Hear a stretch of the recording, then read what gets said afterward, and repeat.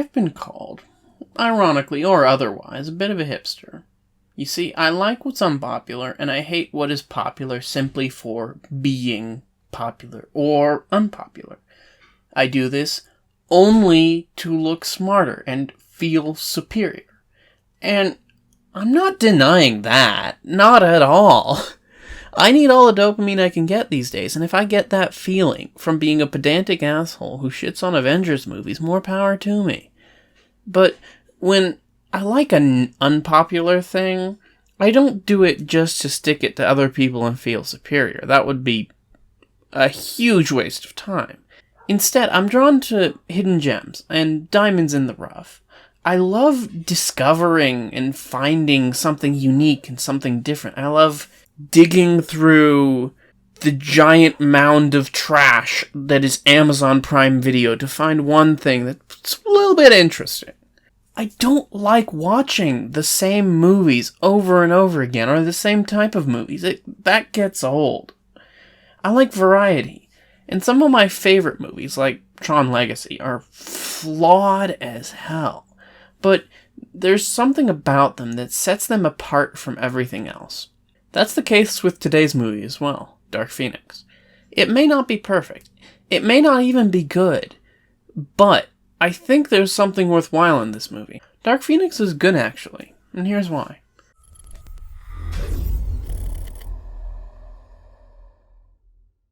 Just 1 year ago, X-Men Dark Phoenix premiered to scathing reviews from the press and abysmal box office results. Here are some of the highlights. Dark Phoenix is supposed to be bursting with emotions. Instead, it just feels deflated and defeated. The film was a husk of what it could have been. It just kind of sat there on the screen, listless and lifeless. The final battle takes place aboard a moving train that feels like it's headed nowhere. At this point, it's a perfect metaphor for the X-Men series. The greatest embarrassment for 20th Century Fox's swan song had to be to open at number 2 at the box office behind The Secret Life of Pets 2 starring Patton Oswalt. Of all the movies to play second fiddle to, it had to be the cinematic equivalent of cat videos. Dark Phoenix was the biggest box office bomb of last year. Not exactly the way anyone involved would have wanted this to end. And if anything, the reception online from casual fans were even worse. Some recent Letterboxd reviews include, "Just end the contract so Disney can start making good X-Men movies, please." And, "I watched it to get distracted from the chaotic world outside, but ended up preferring the news." Now, Marvel Films Lover 69 said, "It sucked ass compared with Avengers Endgame." Subtext is Where Cowards said, Dark Phoenix was objectively the worst film of all time. What is Satire said, "Thanks, Dark Phoenix, for literally ruining my childhood and murdering my parents." Jeez, that was harsh. By contrast, the first time I watched Phoenix, I was on the edge of my seat the whole time. It was hypnotic. It was everything superhero movies just aren't these days. Now, I liked it a little bit less on rewatch, but I don't dislike it. And maybe that's simply because I have an easier time relating to closed-off, emotionally repressed protagonists than normal people do, and there's a lot of psychoanalysis you guys could do about that, but that's not what the video is about, so do that later. I have no idea how to start talking about this movie. Talking about Dark Phoenix to people feels like I'm in an episode of The Prisoner. You guys are getting me to question my basic notion of reality itself.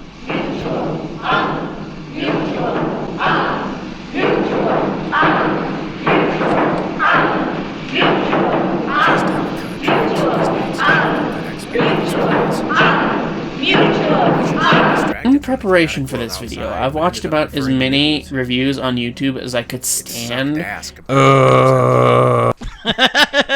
Phoenix is objectively the worst film of all time. And I agree. Thanks, Dark Phoenix. And about as many professional critical reviews on, text-based things that aren't for Gen Z, millennial, boomer zoomers. So we're going to go through some common criticisms of Dark Phoenix first. A common thread is to call the film boring. Dark Phoenix ends the saga like a wet fart. It looks ugly, nothing happens, the special effects are acts. The actors don't want to be there. No video review can mention this without showing a character with a somber and neutral expression on their face. A fanboy review would follow that up by mentioning that Jennifer Lawrence doesn't wear the makeup very much. The direction in the script is messy. They'll say the film doesn't stage its action scenes very well. Blah blah blah. Reshoots of the third act. Train sequence bland and gray. The movie isn't like the comics. Jumping decades. Continuity is confusing. Who even cares about the X-Men anymore? Everybody's mopey. Boring. Blah blah blah blah blah blah blah blah blah blah blah blah. I'm sorry. I'm really sorry if that just got into the whole realm of whining at the critics. But really, I can't help it. Because I just don't get these reviews. When I read other people writing about Dark Phoenix, I just get this overwhelming sense of resignation and tiredness, like they just didn't want to be there. They didn't want to watch it. They didn't want to talk about it. And because I disagree with that, they're all automatically bullshit.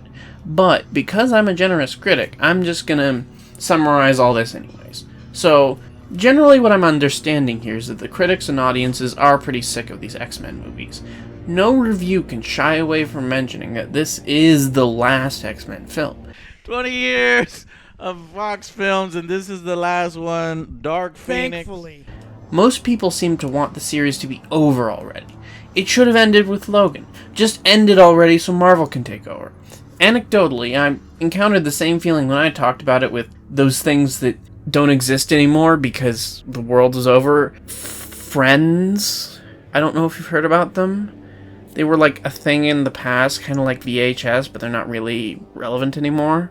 The X-Men movies had their peak of relevance in the early 2000s and a brief resurgence in the 2010s, but Dark Phoenix came too late. It's Kevin Feige's world now, baby. We're in the money, we're in the money. We've got a lot of what it takes to get along. So if this was waiting for the film before it came out, as I want to argue, why? Well, here's a controversial hot take. We never go into a movie completely unspoiled. Simply existing in a culture where cinema is an established art form prepares us for what we're going to watch. The genre we choose, the title, the trailer, whatever you read online, the poster, all of that prepares you for a certain experience. The spoilers are just the tip of the iceberg, and this isn't a bad thing. It's what allows meaning to be shared. Hot take. Spoilers are kind of good, but maybe bad, but hot take. So to try and find out why everybody was so vitriolic towards Dark Phoenix, let's talk about how the movie came to be, to set the stage a little bit. Why were the critics so sour towards the movie? What was behind the perfect storm of bad press? Was there something in the water? Was it a conspiracy of Marvel stans secretly sabotaging Dark Phoenix the whole time under the orders of Kevin Feige in an act of petty dickery to ensure his dominance over all Marvel properties? Anonymous sources, who may or may not be figments of my imagination, say that all those answers are true.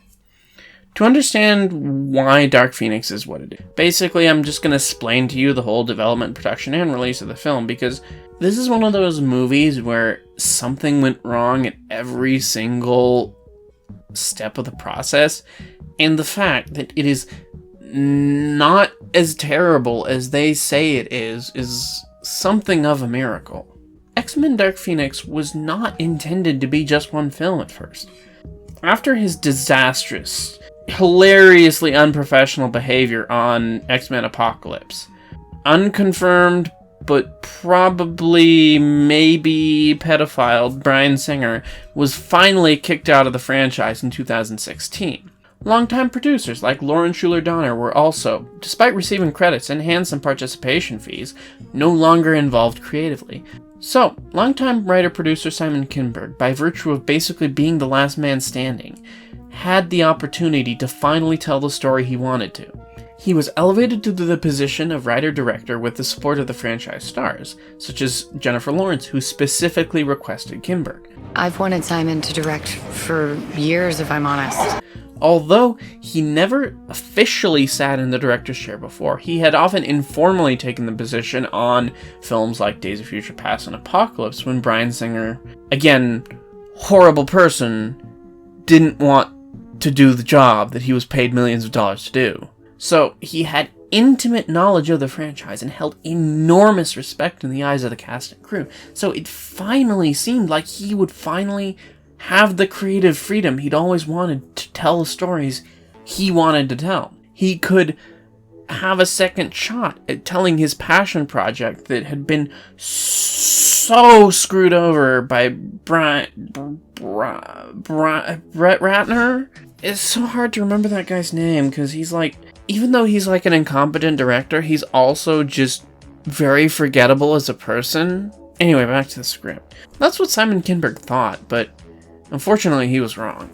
Originally, Simon Kinberg worked closely with writer Chris Claremont to adapt Dark Phoenix into a 2-film arc. This would have been much closer to the comics in scale. It included the Hellfire Club and much more cosmic elements. But then, late in pre-production, Fox executives suddenly changed their minds, got cold feet, and told Kinberg he could only do one film. So instead of telling the Dark Phoenix saga in the style of It or Dune, Kinberg was game, and he rewrote the script to compress the story as best as he could. But given the scope of the story, this was always going to be difficult. Now, I've not read it, so I'm just guessing here based upon watching X-Men cartoons and just having comic book friends, but Dark Phoenix seems to be tricky to get right, even at the best of times, and these were clearly not the best of times. Details are fuzzy, but the original ending of Dark Phoenix was going to be much more intimate and dark in scale. It was going to focus on Cyclops and Professor X and Jean Grey facing off against Vuk, and there wouldn't have been the other X-Men teaming up.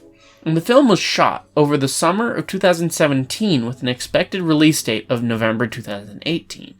Then, after poor reactions to the finale and test screenings, reshoots were added to add the train sequence that I actually thought was pretty cool, but other people thought it was bad because the train was colored gray or something. I don't know. Reportedly, audiences really wanted a moment in the film where the X-Men banded together and fought as a team. So, to accommodate this, the release date was shifted from November 2018 to February 2019. It's important to mention here that Dark Phoenix was never intended to be a summer movie. Summer movies are fun, they're energetic, they're exciting, and Dark Phoenix is dour, dark, and introspective. It's a lot more psychological and intimate than, say, Captain Marvel. The idea was to get Dark Phoenix out before Captain Marvel, indeed because despite the similarities of the two, they were very different movies in tone and style. Executives and marketing people felt that it would be better to sell a film on its own merits than compared to that Marvel Studios movie, and given all the rumors online about the reshoots and, oh, did Dark Phoenix change its ending to Captain Marvel, whatever that was, I don't care, I think we can agree that they were right. So, why didn't Dark Phoenix come out in February? James Cameron. While James Cameron worked on his long-gestating Avatar sequels, he also produced a little indie movie on the side called Alita Battle Angel, which is directed by a hot up-and-comer named Robert Rodriguez you might have heard of. And he wanted Dark Phoenix's release date for Alita. So, James Cameron called up Fox chairman Emma Watts and basically read her the riot act, told her, "You will replace Dark Phoenix with Alita. I want that release date for my movie." And because Hollywood works on ego, and you don't want to piss off the guy who directed the now second highest grossing movie of all time, she did it. Dark Phoenix moved release dates to early June, which was bad news. You see, traditionally, summer blockbusters are a lot bigger, more explosive, and less depressing than Dark Phoenix. There's a reason why Infinity War came out in April. One of these things is not like the other.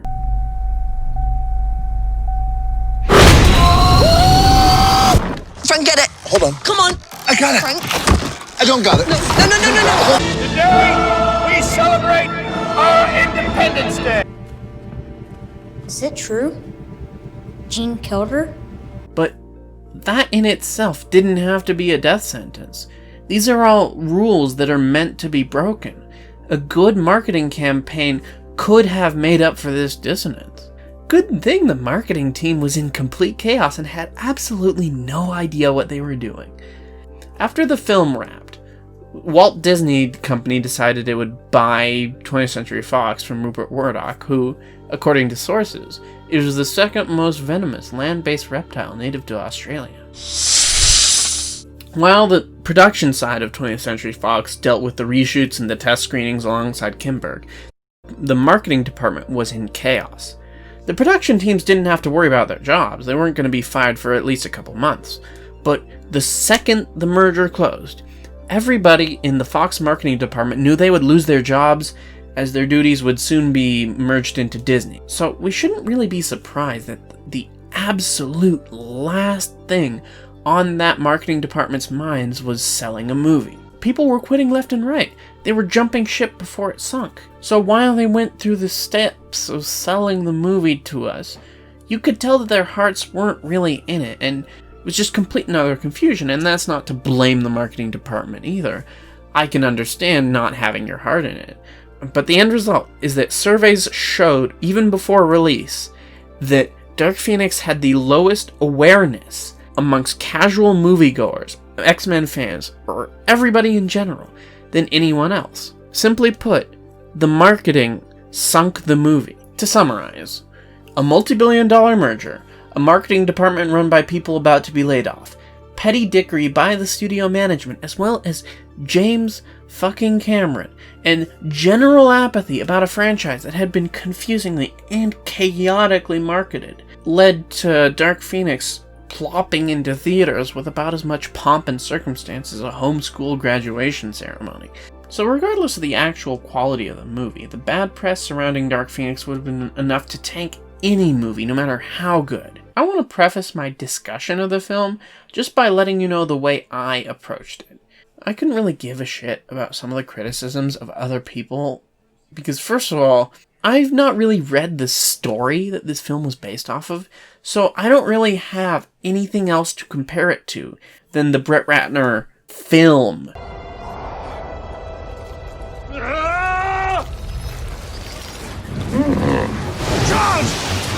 So I'm not thinking of the story as it should be, as it was in your heads, as you imagined it, as comic book readers. I'm just judging it based upon what I saw. Compared to the Marvel Cinematic Universe, the X-Men movies haven't exactly cared as much about continuity or canon, and I liked that. I couldn't give a shit about the confusing continuity of the series. I know, cognitively, that the decade-hopping thing they do might be distracting for some people, but that's just window dressing. Canon and continuity should serve as set dressing for the story. It's framing. If it distracts you, that Professor X looks more or less the same in the 60s and the 90s, I recognize that, but it doesn't really bother me. Like, think about it this way. If you watch a James Bond movie today, and you watch a James Bond movie 60 years ago, there's different actors playing Q, there's different actors playing Bond, there's different stories. Are those in the same universe? Are those the same character? Who cares? I don't. I wish we could all take that Mad Max or James Bond approach and just look at each film as its own standalone story with some recurring elements or characters that carry over from each film. And besides, I've always been much more invested in an individual story with individual characters than the canon or the universe or any such bullshit. With that out of the way, I really like Dark Phoenix.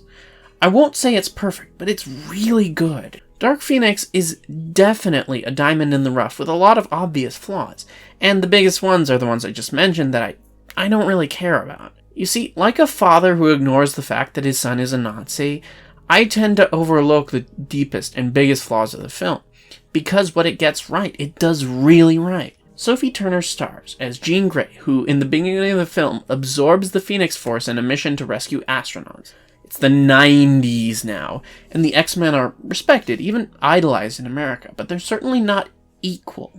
The Phoenix Force unearths buried trauma in Jean, and she struggles to control her powers and prevent the damage around here. Meanwhile, tensions grow between the X-Men, who chafe under Professor X's increasingly authoritarian leadership. Aliens, led by Jessica Chastain as Vuk, also chase Jean, seeking to harness her power. It's funny. Most of the criticisms listed by audiences are actually what I like the most about the movie. For example, a lot of people criticize the action movies. I love them. Other people lamented the fact that Quicksilver didn't get one of his cool little action scenes and he sits out most of the movie, but I didn't really care. I was drawn into the story. I found the movie introspective rather than boring, and I really enjoyed the performances that other people said were the actors not caring. Look, if these are the actors not caring, I would like to see when they do care, because that will be even better. The direction, visual design, and aesthetic were all very refreshing to me. And maybe this is just one of those not like the other girls situations, because I really can't stop myself from comparing this movie positively to other comic book films, especially those directed by certain brothers Russo. This movie has a better ending than either of the Avengers sequels, and it's also better than the Captain America Civil War. It's showing the conflict between characters on the same side of a team. You didn't hear me that was just a cough. I was not criticizing popular things, so you can't get angry at me, okay? A lot of the critics and audiences noted the film lacked cosmic elements. It's almost entirely an Earth-based story, and I appreciate that. In a way, even more than Logan, this movie felt intimate and visceral and real. The action scenes were gripping. They mixed realism with stylization. There were consequences for the violence, but it was still somewhat within that X-Men aesthetic. But more than anything else, Dark Phoenix is far more character-driven than any other superhero film in the past couple years, minus the possibility of Logan. Dark Phoenix, like me, is not really concerned about the canon or the continuity. It's interested in the conflicts between the characters and how that plays out. One of the true innovations of the film trilogy that began with First Class is that they reinvent Professor X into a flawed human being. The original trilogy didn't really know what to do with Professor X. They always had to dispatch him before the third act because he was too powerful.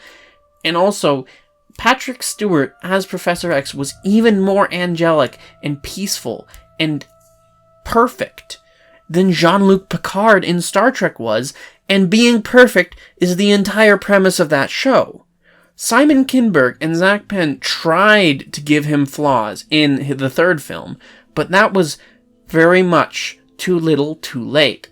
His treatment of Jean Grey in that movie was wildly out of character for all of the other movies.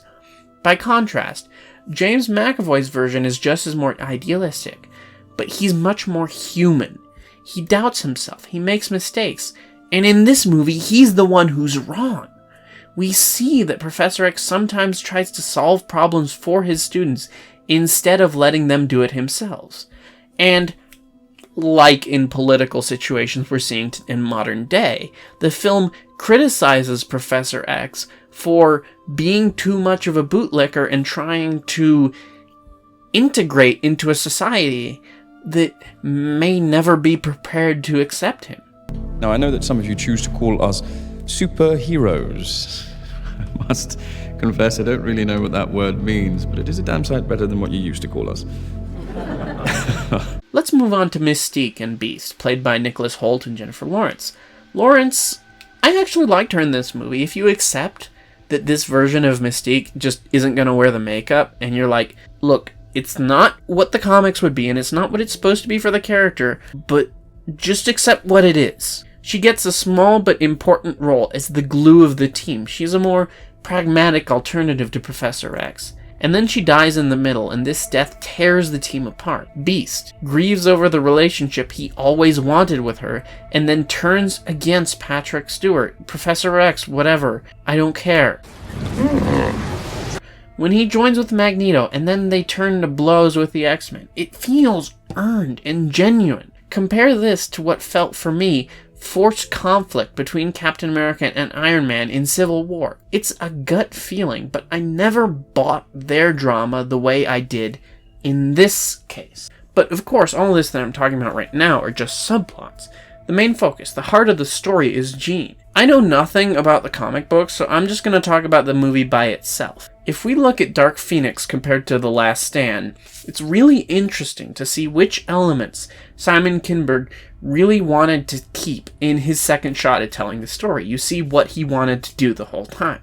You see his criticism of Professor X and the manner in which he ties Jean's power to her trauma. In The Last Stand, Professor X isolated her powers from herself because she was too strong, but in Dark Phoenix, Professor X lied to her and said that when her parents died, they both died, while in reality, her father abandoned her, blaming Jean for the death of her mother in a car accident. In adapting this story for the second time, Kinberg focuses on subjects of trauma, pain, loss, and power. But on another level, he uses Jean's repression and internalized pain as an extension of the metaphor for the saga as a whole. Since the beginning of the series, these films have dealt with oppression, marginalization, and the acceptance of minority groups. Whether that's LGBT people or race or gender, it doesn't matter, the concept is the same. But Dark Phoenix deals with a world where prejudice has died down a little. The X-Men and their powers are only tolerated because they're useful. Or, like Magneto, when they're out of sight. What Jean struggles with over the film, more than the Phoenix Force itself, is this pressure. What the Phoenix Force did is unleash things that she could no longer avoid. She is forced to embrace a new side of herself. She becomes a new person, a new thing because of the power. But alongside the power is the trauma of what her powers have done. The Phoenix Force doesn't cause this, it just brings it to the forefront. What this represents is internalized shame or oppression. A more concrete example of the real world of this is internalized homophobia, the way in which LGBT people absorb the negative stereotypes about themselves and the mental health consequences of that. Some people distance themselves from those stereotypes, some people try to reclaim them or embrace them, and most people are somewhere in the middle. Now, Professor X is accepted in the movie because he is selling the version of being a mutant that society is comfortable with. Magneto doesn't bother trying. He settles on Genosha to just live his life as he wants to, and Jean is caught between them. She has to wonder how to embrace her own powers while dealing with that shame. So, is Dark Phoenix only for the gays now? Well, not necessarily, but I think that's a concrete example of what Dark Phoenix is trying to do with the franchise. You see, it's been noted that there are only so many stories that can be told with the X-Men. It's always about oppression. Humans hate mutants. Mutants hate humans. There's always some evil human or mutant who wants to stick it to the other side.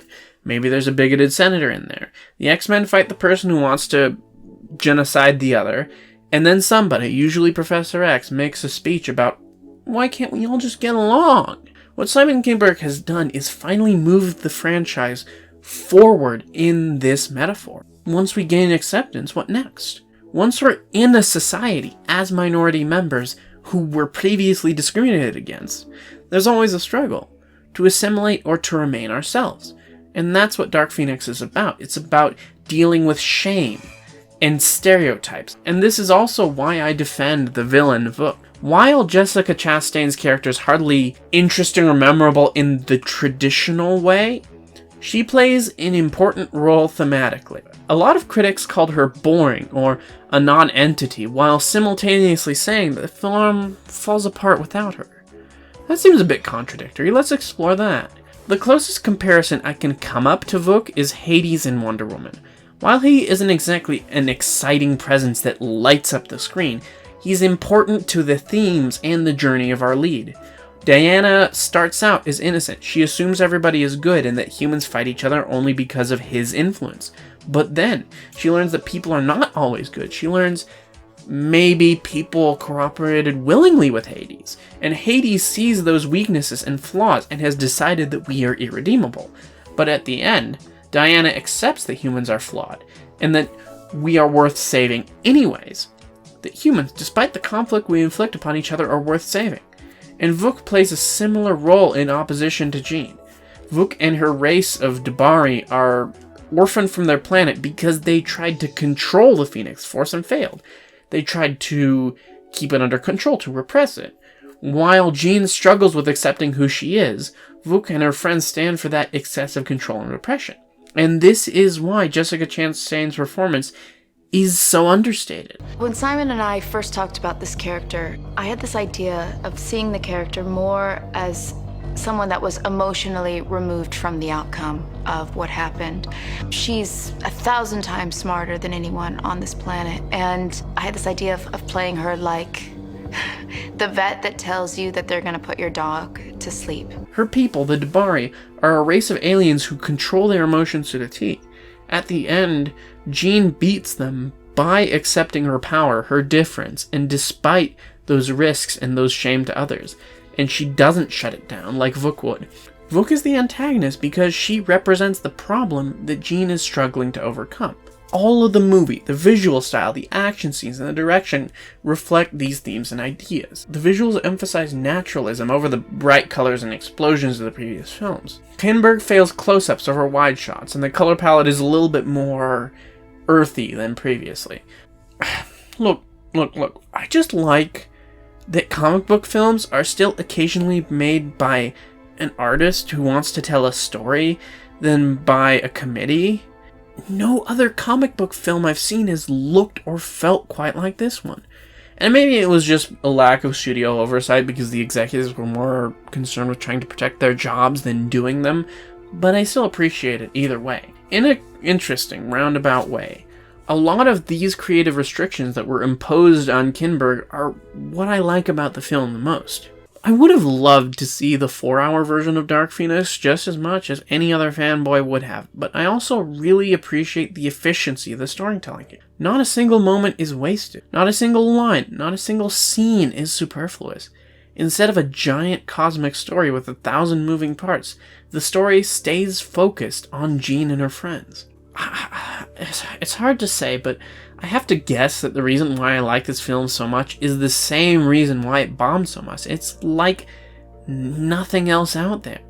More than Logan, more than Deadpool, more than anything DC or Marvel are putting out these days, Dark Phoenix really moves on its own wavelength. And I find that refreshing. But at the same time, I can really see why it would alienate people.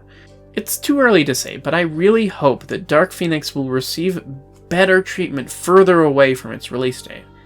I'm not here to tell you that your opinions about the film are wrong. I'm not trying to argue that Dark Phoenix is secretly a masterpiece. I don't think there are such things. I guess I'm just trying to share why this film made such a strong impact on me, and why I feel the reception it got wasn't deserved. The first and most important aspect of art is the way it connects with you. Through art, we experience what others feel. We experience an internality of actions. Anything else we do after that initial connection, that initial experience of art as art, is simply a way of explaining or clarifying what we originally felt, of explaining how or why we got out of art what we got. And that's what I'm trying to do here. I'm just trying to share with you why this film means so much to me. And also to explain why I'm so sad that this saga is now at an end. Seeing the glee with which fanboys on the internet tossed this film in the trash so they could celebrate Kevin Feige getting a few new toys for his already crowded playground felt like a slap in the face.